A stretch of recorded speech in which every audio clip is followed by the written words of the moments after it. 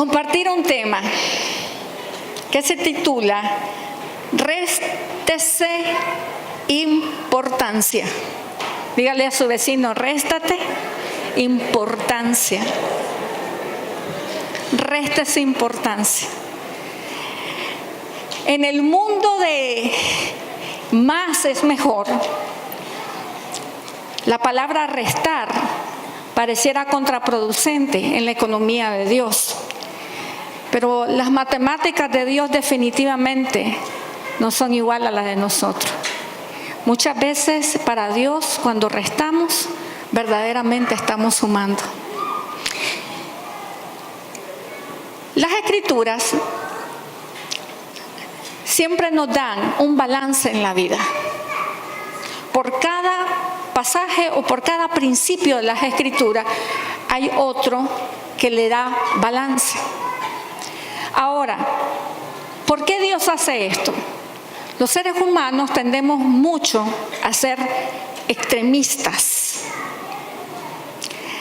Y nuestros extremos muchas veces nos llevan hasta a abusar de las cosas buenas de la vida. Por ejemplo, cuando encontramos algo rico para comer. ¿Cuántos están de acuerdo conmigo que comerse una hamburguesa es algo rico, verdad? Pero hoy en día los restaurantes saben de que entre más grande nos ofrecen el producto, más contentos nos hacen. ¿Por qué? Porque nos encantan los extremos. No nos conformamos con estar en un punto de balance, sino que siempre queremos exagerar absolutamente todo. Y lo peor es que muchas veces hasta chiste lo hacemos, hasta nos da risa. Quiero con este mensaje traer un balance a un tema que prediqué el domingo antepasado. El domingo antepasado, hace como 3 domingos más o menos, o más. Hablé acerca de lo mucho que valemos para Dios. Y que es tan importante no andar por la vida caminando y sintiéndose que uno es poca cosa. Que es importante saber que uno es muy amado y que uno tiene un gran valor. ¿Cuántos dicen amén? Es importante saber eso.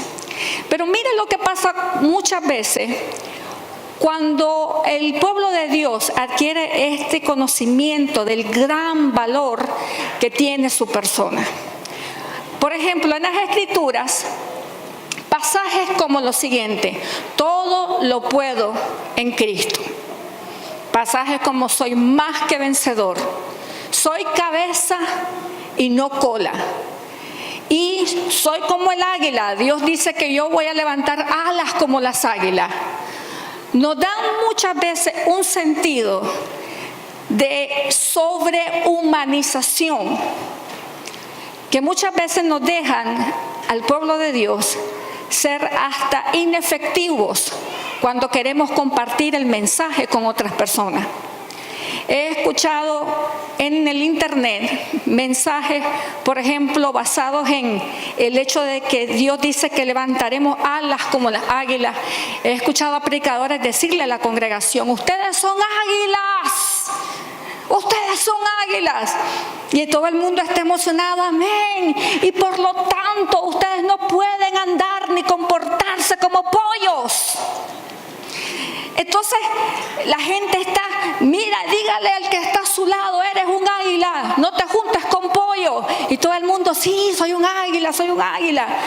Y entonces comienza a formar una cultura de superioridad, de tal manera que cuando el pueblo de Dios sale a la vida real y se va con estos pensamientos de grandeza y de supremacía y trata a los demás como, hey, un momento, y aquí yo soy una hija de Dios, yo soy un águila, automáticamente crea una barrera entre las personas y ellos, y probablemente esas sean las dificultades por las que muchas veces la gente no quiere escuchar nuestro mensaje.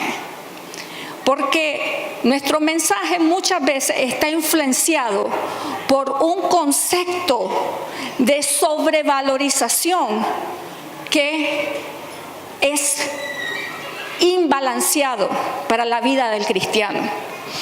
Ahora,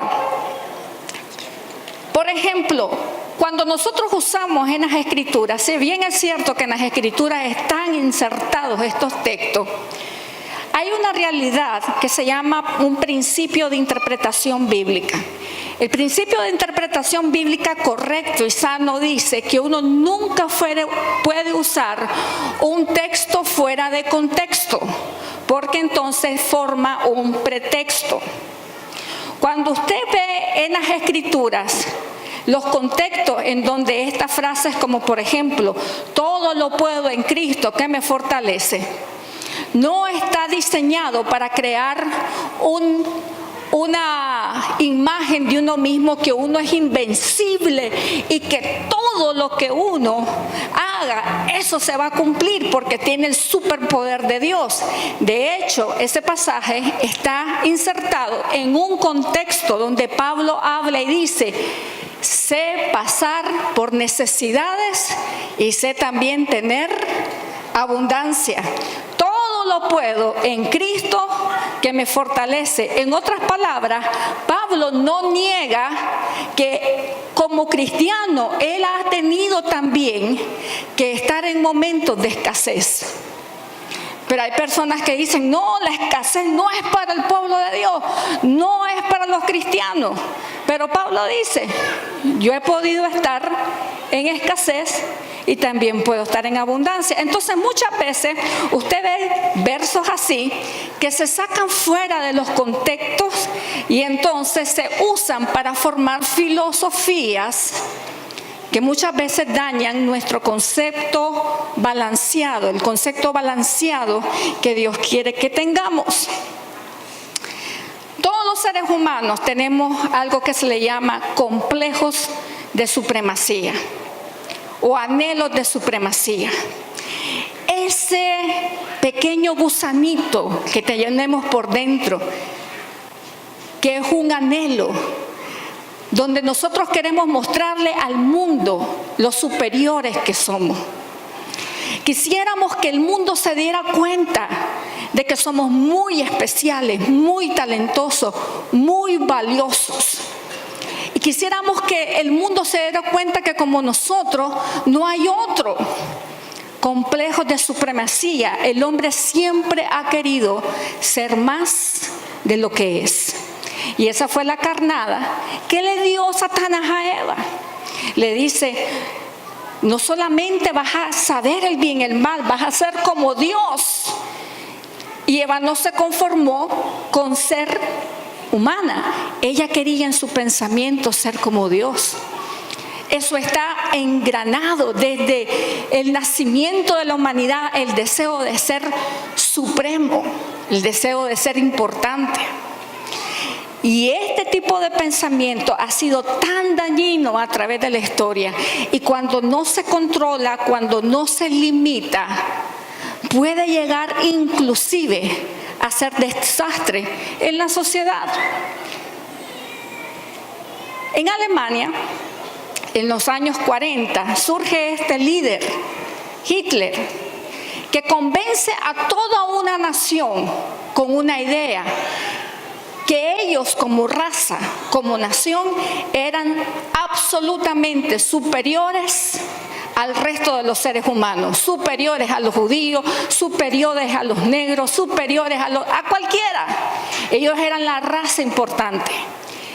Y muchos en Alemania, ¿saben qué? Se deleitaron con esa noticia. Dijo: ve, si es cierto. Se volvieron a ver y dijeron para sí mismos: si es cierto, nosotros somos superiores que todo. ¿Sabía usted que, por ejemplo, en la Alemania nazi había fábricas de niños? Se contrataban mujeres, se seleccionaban a mujeres para que ellas pudieran tener hijos de la raza aria, para poder poblar la tierra de su raza majestuosa. Este tipo de pensamiento de superioridad, de grandeza, de supremos, hizo de que toda una nación cometiera los crímenes más horribles de la historia. Le traje esa foto porque si le traía las que yo quisiera verdaderamente hablar e impregnar era muy fuerte, pero si usted se busca en el internet efecto de la Segunda Guerra Mundial, usted va a ver cómo montañas de muertos, de gente, fue exterminadas por una raza que empezó y se creyó que ellos eran superiores a todos. Y es que cuando uno abriga, escuche esto, abriga pensamientos de superioridad, ya sea a nivel personal o a nivel nacional, lo siguiente que pasa con la sociedad o con la persona es la destrucción. Ningún ser humano puede manejar con sabiduría o con balance el sentimiento de superioridad. No se puede. Y tal vez nosotros no vamos a exterminar a un pueblo cuando andamos con ideas de que somos mejores que otros, o supremos, o que somos grandiosos. Probablemente no vamos a eliminar a nadie, pero hay otro riesgo también, nos eliminamos a nosotros mismos. Cada persona que navega en aguas o lleva su barco a puertos de este tipo de mentalidad, tarde o temprano termina en la destrucción, termina destruyéndose. Ahora, usted dirá, pastora, este tema para mí no es relevante porque yo no tengo problema, yo no me creo más que nadie. Recuerdo hace unos años, presencié una consulta médica, clínica, en una cita de un psicólogo y un paciente. Y entonces le dice la psicóloga al paciente, hágame un dibujo. Entonces la mujer comienza a dibujar y enseña el dibujo. Y entonces le dice la psicóloga, en psicología se nos enseña a leer los dibujos que las personas hacen, ¿qué dicen? Entonces la psicóloga la queda viendo el dibujo y dice, veo que tienes un problema grande de orgullo. Y le dice la paciente, no, le dice, ¿cómo voy a tener un problema grande de orgullo? Si yo, antes que la autoestima naciera, yo ya era. La baja autoestima naciera, yo ya estaba, ya existía. Y le dice la psicóloga, no, que hay un problema de orgullo. Muchas veces, hermanos, nosotros tenemos problemas de orgullo y ni siquiera nos damos cuenta. De hecho, déjeme decirle esto, la raíz de todo problema de baja autoestima está en el orgullo. ¿Por qué? Porque la baja autoestima es un síntoma de un resentimiento contra la sociedad por no ver lo grandioso que uno es. Entonces, ¿qué pasa con una persona que no se siente reconocida? Comienza a decaer en su imagen y su concepto personal. Muchas veces nosotros estamos con problemas de orgullo que están destruyendo nuestro día a día y no nos damos cuenta. Pero para ayudarle un poquito a saber si esto es algo que el Espíritu Santo y usted tienen que trabajar en esta vida, le voy a traer algunas expresiones que las personas, todos hemos dicho en algún momento, que podemos ahí notar que sí tenemos un problema de orgullo. Expresiones, por ejemplo, yo le puse aquí señales de advertencia. Por ejemplo, cuando decimos cosas como todo el mundo está hablando mal de mí, todo el mundo anda diciendo malas cosas de mí. En primer lugar, yo creo que ni el presidente Donald Trump, que es el presidente más conocido, se puede dar el lujo de decir que todo el mundo al mismo tiempo en ese momento está hablando mal de él. Porque esta es una realidad. Las personas están ocupadas con sus propias vidas. y sus propios problemas. Y entonces estar pensando como que todo el mundo está hablando mal de mí es un síntoma de orgullo, porque uno se siente tan importante como para que todo el mundo en ese momento esté hablando mal de uno, y eso no es así. Expresiones también como, y esto es uno muy famoso entre los cristianos, expresiones como yo estoy en otro nivel. Yo estoy en otro nivel. Eso lo decimos a cada rato, y los cristianos nos encanta esa expresión. No, yo ya estoy en otro nivel. Y hasta tenemos cantos que dicen bendecido, prosperado en victoria y a otro nivel. Ok. Recuerdo que con este pensamiento yo tenía una persona hace muchos años, era otra iglesia. Tal vez le estoy hablando una historia de hace 25 años. Había un señor dentro de la iglesia que era lindo verlo adorar a Dios. Cuando él llegaba a la iglesia, cerraba los ojos, levantaba las manos y siempre lloraba. Y cuando salía y uno tenía una relación con él, era de esas personas que uno dice, ay, gloria a Dios que hay gente tan dulce y tan buena en esta vida. Me encantaba, yo tenía ese concepto de él, de un ángel. Pero recuerdo que en una ocasión, este señor vino, hicimos una división de trabajo de líderes entre la iglesia, y entonces a él le tocó quedar debajo del liderazgo de otra persona de la iglesia. Y me recuerdo como si fuese sido ayer, que me dice, lo veo molesto, y le digo, ¿qué le pasa, hermano? Entonces me dice, a mí me molesta que me hayan puesto debajo de ese hombre. Y le pregunto, ¿pero por qué? ¿Qué pasó? Es que un 10 no sigue un 5. Y yo dije, ¿a qué hora abrió la boca? Porque todo el buen concepto que tenía de él ese día se fue. El orgullo. Muchas veces no nos damos cuenta lo orgullosos que somos. Expresiones también como la siguiente. Expresiones como, es muy poca cosa eso para mí. A veces le sale una oportunidad de trabajo y usted dice, no, eso es muy poca cosa para mí. Y tal vez está pasando hambre, necesidad. Y en vez de dar gracias a Dios por la oportunidad, porque usted tal vez está esperando un salario de 60,000 córdobas y le ofrecen 10,000. ¿Qué es mejor tener? 10,000 o 0. 10,000. Pero entonces a veces tomamos decisiones en la vida, sí. No, eso es muy poca cosa para mí. Recuerdo una amiga en mis tiempos de jovencita. Ella tenía un enamorado que era una persona bien humilde el muchacho. Y ella me decía, y él la amaba con una locura, es que se le derretían los ojos cuando ella pasaba. Y entonces le digo yo, ¿no te gusta? Ay, mire, él tenía un nombre, ay, qué nombre que tenía el pobrecito. Y le digo, ¿no te gusta Baltasar? Así se llamaba, Baltasar. Pero era una linda persona. Y me dice ella, no, me dice, ¿cómo vas a creer?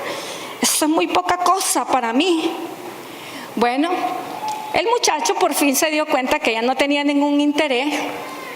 Se casó con otra, siguió su vida, y ella se casó con alguien que era adecuado para ella. Pero el adecuado para ella, el que sí le llegaba a su estatura, resultó que era un mundano, que después le dio una terrible vida. Y Baltasar, que era una persona sencilla, con un nombre especial, fue un hombre de Dios que le dio, él ya murió, le dio a su esposa y a sus hijos, el tiempo que estuvo vivo, una buena vida. Pero muchas veces uno, ¿verdad?, mira alrededor, dice, no, eso es muy poca cosa para mí. Expresiones, por ejemplo, si usted ha dicho expresiones como, no, yo nunca me voy a rebajar. Tal vez necesita pedirle perdón a alguien y usted dice, no, yo no me rebajo. Ahí hay problema de orgullo. O los hombres o las mujeres que también navegan en esta idea. Cuando decimos, todos están locos por mí. Todas están locas por mí, las tengo locas a todas. Eso es una vanidad, mire, y esta es una realidad. A mí siempre me dicen, mi esposo y mi cuñado siempre estamos hablando cosas locuras los fines de semana. Y entonces ellos hablan de que, por ejemplo, Brad Pitt ha sido nominado 3 veces el hombre más guapo del mundo. Y entonces le digo yo, bueno, sinceramente a mí me parece feo ese hombre. Entonces ellos me dicen, sos como loca, si está nominado el hombre más guapo del mundo, que esté nominado donde sea, a mí me parece horrible. Porque es que, ¿qué cree usted? ¿Que uno es un estándar para todo el mundo? ¿Un estándar de belleza? Algunas personas podrán decir que usted es lo máximo, pero a otras personas a usted le podrá parecer poca o cosa o nada. Eso es una realidad de la vida. Hay personas que dicen, sí, qué bien cómo lo hace. Hay otras que, uy, qué mediocre eso que está haciendo. Es una realidad. Entonces, expresiones como si todas están locas, todas son enamoradas mías. Todas las mujeres me ven y se derriten. Eso es una locurita, es un invento de la mente. Y eso, queridos hermanos, le va a traer problemas en la vida.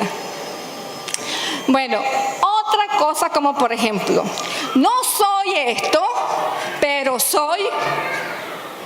Hay mujeres que dicen cosas como, bueno, yo no soy bonita, pero soy inteligente. Orgullo. O dicen cosas como, bueno, yo no seré tan inteligente, pero soy muy ungida. Soy una mujer muy ungida de Dios. Peligro. Ahí hay orgullo. Y miren, hay cosas que pueden pasar en su vida si usted continúa con ese tipo de pensamiento. Si usted y yo continuamos con ese tipo de pensamiento. La primera de ellas, le voy a decir, número 1, se nos van a escapar muchas buenas oportunidades que Dios va a traer en la vida. Cuando uno tiene un problema de orgullo y no se cree demasiado para las oportunidades, mire, todas las oportunidades casi siempre vienen envueltas en pequeñas dosis. Voy a repetir eso otra vez. Todas las buenas oportunidades casi siempre vienen en pequeñas dosis. Muchas veces uno dice, yo quiero un trabajo que me abra las puertas. Yo conozco personas que tuvieron un trabajo donde ganaban y eran puestos gerenciales y todo. Los despidieron, nunca más volvieron a aceptar trabajo de paga pequeña o puestos inferiores porque decían no. Y yo me pongo a pensar, ¿qué tal si hubiera agarrado ese pequeño trabajo? ¿Cuántas oportunidades se hubiera abierto para él en esa empresa? Y quizás al sol de hoy ya estuviera otra vez en el puesto que había dejado.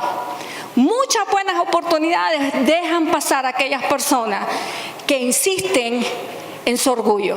Lo segundo, también nos volvemos hipersensibles. Desarrollamos una hipersensibilidad a la frustración social. Cuando la gente no dice lo que nosotros queremos oír, cuando la gente no nos valora, cuando la gente no nos llama la cantidad de veces que nosotros quisiéramos que nos llamara, cuando la gente anda con dolor de cabeza y la frente la anda ahí toda arrugada, y entonces uno dice, le viste la cara, esa cara la hizo por mí. No es por uno. La persona anda con dolor de cabeza. Mi papá es todo un personaje, pero manejar con mi papá es súper divertido. Cuando ando en el carro con él siempre, si alguien se le cruza por delante, me dice, ¿te fijas en ese? Me dice, me vio y para fregarme se me cruzó por delante. Y yo le digo, papá, no piense así. La gente, ¿cómo no, Carolina? Es que en cuanto me vio, me quería molestar, dice, se me cruzó. Y digo, qué increíble, él es un señor de 70 años. Y digo, qué impresionante, uno puede llegar hasta altas edades en la vida y tener pensamientos, mire, terrible. Y entonces, cuando uno anda por ahí, la gente hace algo y uno de todo se ofende. El ofendido, el siempre y perpetuamente ofendido. Entonces también otra cosa que va a pasar es que se nos va a dificultar reconocer y enmendar errores. La persona que padece de orgullo casi nunca puede decir perdóneme. Casi nunca puede decir me equivoqué, perdóneme. ¿Y cuántas de nuestras relaciones han estado quebradas para siempre? Porque no tuvimos la sencillez de decir lo siento, me equivoqué. Son cosas que pasan cuando navegamos en esas aguas, las aguas de la sobreimportancia, de la supremacía, del sentirse que uno es la gran cosa. Ahora le quiero dar algunos escudos que le protegerán a usted contra la vanidad. Cuando busqué la palabra escudo en Google, esperaba unos escudos así como bonitos, ¿no? Pero estaban como feos todos. Y de repente miré el escudo de Capitán América, que es una genialidad. Me voy a llevar el escudo de Capitán América. 3 escudos que nos van a ayudar a nosotros a protegernos de nuestra propia vanidad y de nuestro propio orgullo. El primero de ellos es practique hablar con sencillez. Dígalo conmigo, sencillez al hablar. Mire lo que dice Proverbios 27, verso 2. Proverbios 27, verso 2 dice así: alábate el extraño y no tu propia boca. Dice, el ajeno y no los labios tuyos. Es de sabio cerrar la boca cada vez que uno sienta el impulso de dejarle saber al mundo entero que uno es superior. La sabiduría de Proverbios dice, lo mejor que puedes hacer es que cuando tú sientas ese deseo de alabarte en público, de decir cosas lindas de vos en público, mejor cierre la boca, que te alabe el extraño de otro y que no te alaben tus propias palabras. También Mateo capítulo 6, verso 2, Jesús hablando acerca de la importancia de no ser ruidoso con nuestra propia grandeza o nuestros actos de grandeza. Jesús le dice a sus discípulos, cuando dejes a los necesitados, no lo anuncies al son de trompeta. Hay gente que usa hasta las cosas buenas para darse importancia a ellos mismos. Ya no hacen la caridad porque verdaderamente están pensando en el necesitado, sino porque dicen, yo voy a dar esto al necesitado para que la gente vea lo generoso que soy. Entonces comienzan a decirle a todo el mundo, y fíjate que yo doné tanto para tal obra, y yo hice tanto, y comienzan a sonar sus obras, y Jesús dice, ¿sabe qué? No haga eso, que no sepa su izquierda lo que hace su derecha. Ahora, hay un hombre en las Escrituras, no es Moisés, el gran líder de Israel, no es Jacob, no es Abraham, el padre de los israelitas y el padre de la fe, no es Daniel que tuvo las revelaciones del Apocalipsis, no es David que fue el rey conforme al corazón de Dios. Hay un hombre en las Escrituras al que Dios le dice que es el hombre más grande, diga conmigo, más grande que ha nacido del vientre de una mujer. Y ese se llamaba Juan el Bautista. Las Escrituras no dicen mucho acerca de Juan el Bautista, pero Juan el Bautista, Jesús dijo así de él, entre los nacidos de una mujer no hay nadie más grande que él. Quiero traerle sin embargo aquí que el hombre más grande después de Jesús, de acuerdo a Jesús, tenía un lenguaje sencillo. En una ocasión, sus discípulos estaban como celosos porque la gente se estaba interesando más en Jesús que en él. Entonces Juan dijo lo siguiente, yo a la verdad le dice, yo solamente los bautizo con agua, pero viene detrás de mí el que es más, que dice, poderoso que yo, a quien dice no soy ni siquiera digno de quitarle las sandalias. El hombre más grande del planeta, nacido de mujer, tenía un lenguaje sencillo. Él no andaba diciendo, como yo no hay nadie, no. Él dice, ¿sabe qué? Ni siquiera yo soy digno de quitarle. Yo solamente los vengo a bautizar con agua. Mira otra expresión de Juan el Bautista. Juan el Bautista también se le atribuye esta frase. Él dijo, es, como dice, necesario que yo menguare es de crecer y que Él crezca. Este no era un hombre que andaba exhibiendo su grandeza. Más bien decía, ¿sabe qué? Es necesario que a partir de hoy yo ya no tenga importancia para ustedes y que toda la importancia comience a estar dirigida y la atención hacia Jesús. Lenguaje sencillo. Cada vez que usted siente ese impulso de decir grandeza sobre su persona, use un lenguaje sencillo. Número 2, use también la sencillez al pensar. Diga conmigo, sencillez al pensar. Ya tengo que apurarme porque hoy vamos a Santa Cena, pero déjeme decirle, el apóstol Pablo fue un hombre muy ilustrado, un hombre bien preparado y con un orgullo nacional, un orgullo religioso bien alto. El apóstol Pablo, en los primeros años de su ministerio, se refleja en sus cartas algunas expresiones que dan claramente a entender que él tenía problemas con el orgullo. En una ocasión, él, por ejemplo, dijo lo que aquí les pongo en sus primeras épocas. A mí, pues, dice, lo de reputación, nada nuevo me enseñaron. En otras palabras, dijo, a mí nadie me va a enseñar más nada porque yo sé más que todos ellos. De hecho, su problema de orgullo era tanto que Dios le mandó algo que se llama aguijón de la carne. Y el aguijón de la carne era específicamente para que él no se sobreenalteciera.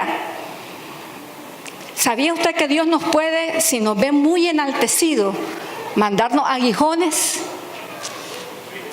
Dios lo puede hacer. ¿Por qué?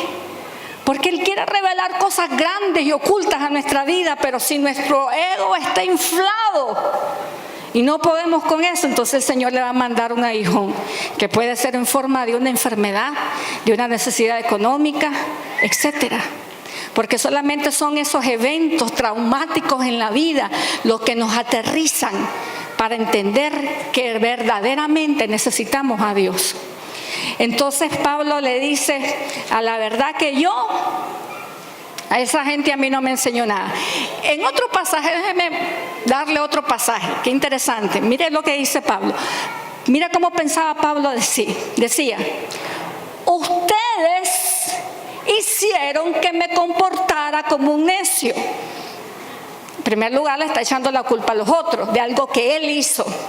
Y entonces dice, deberían estar escribiendo, ¿qué dice? Elogios acerca de mí, porque no soy de ninguna manera inferior a esos superapóstoles. Y después dice, como para mejorar la cosa, dice, aunque nada soy en absoluto. Ahí estaba, problemas de orgullo. Pero mire, esta es la señal de madurez en Cristo Jesús. ¿Cómo sabe usted que una persona ha progresado en su vida espiritual y ha madurado? Escuche cómo habla de sí mismo. Pablo no se quedó ahí, Pablo maduró. Y cuando él envejeció, él ya no pensaba de sí mismo como pensaba en su tiempo de juventud. Vea la siguiente frase.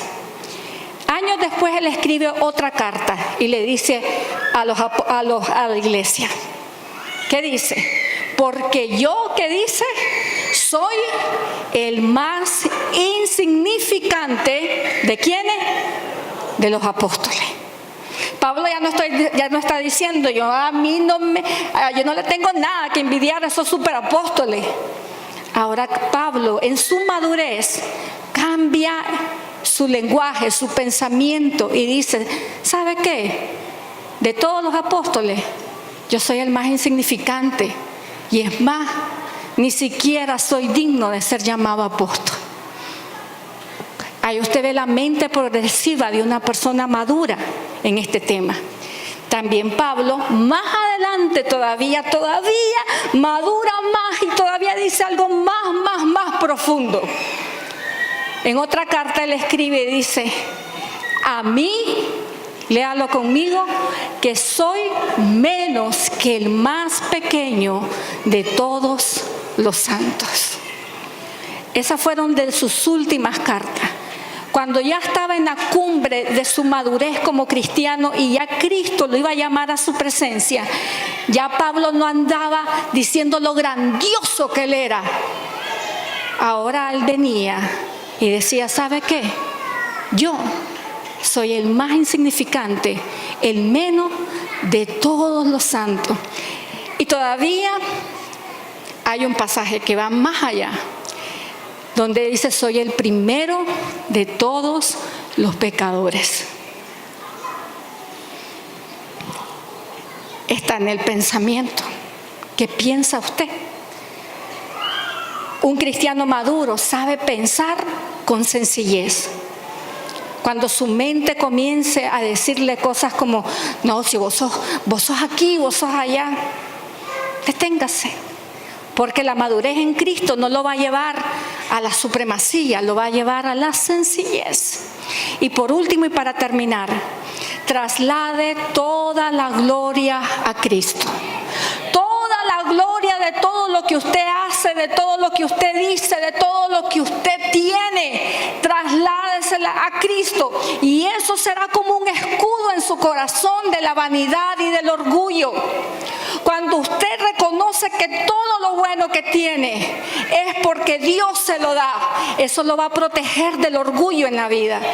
La Biblia dice, mire lo que dicen las Escrituras, denle un aplauso al Señor. Mire lo que dicen las Escrituras.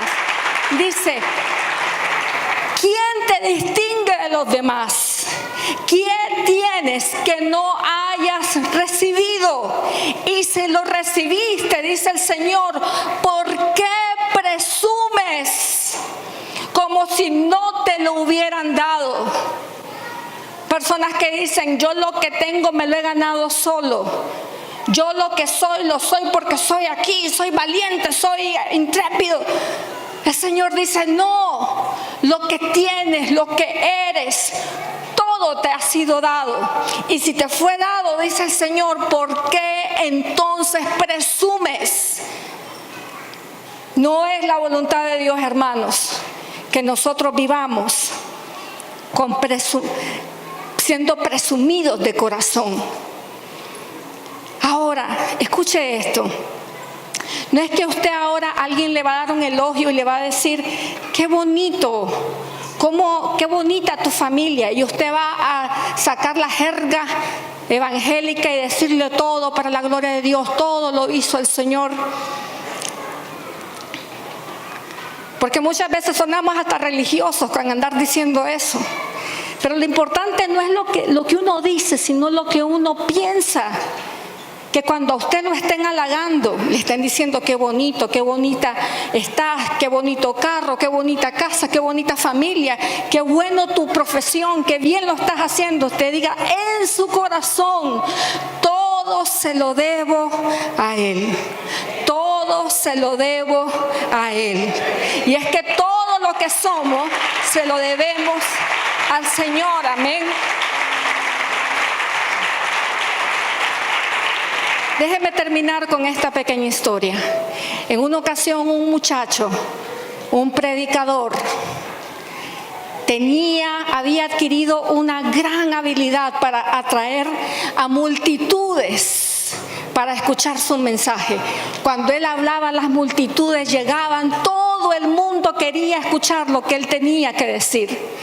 Entonces un día él pensó para sí mismo y dijo: la verdad es que soy el mejor predicador y soy grandioso y todo el mundo me viene a ver y me viene a escuchar. Y dicen que este joven, cuando va subiendo al altar, va tan lleno de orgullo como quien dice, ahora sí, vienen toda esta gente a escucharme a mí, que soy la gran cosa, porque mi don, mi talento, y él va con este aire de superioridad. Pero ese día, cuando él predicaba, el Espíritu Santo lo dejó en sus fuerzas. Y él comenzó a hablar y no pasó nada. Nada pasó. Todo era ruido, ruido, ruido. Nada estaba pasando. El Espíritu Santo lo dejó allí solo. No hubo convertidos, no hubo sanados, no hubo nada. Él gritó, se esforzó, hizo de todo y nada pasó. Cuando él se baja del púlpito, él se baja sumamente derrotado, avergonzado, triste, porque nada de lo que él esperaba que iba a pasar, pasó. Y un anciano que estaba cerca de la bajada del altar lo está esperando. Y cuando le mira su cara de fracaso, le dice lo siguiente: si tú hubieras subido como bajaste, hubieras bajado como subiste. Porque ¿sabe qué? Dios exalta a los humildes de corazón. Resiste a los soberbios y exalta a los humildes. ¿Quiere usted verdaderamente ser un cristiano maduro? Practique la sencillez. Cuando habla, como piensa, traslade la gloria para el Señor. Amén.